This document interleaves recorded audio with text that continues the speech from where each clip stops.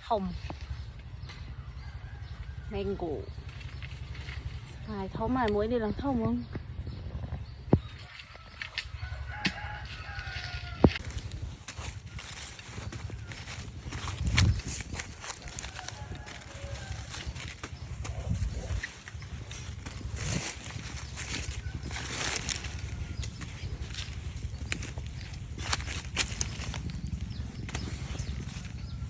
chay tục thơm chu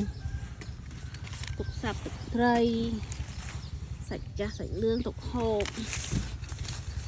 yeah vài lẹ và cột tiết vài đi bia ăn dục cho cột wow thông bây giờ này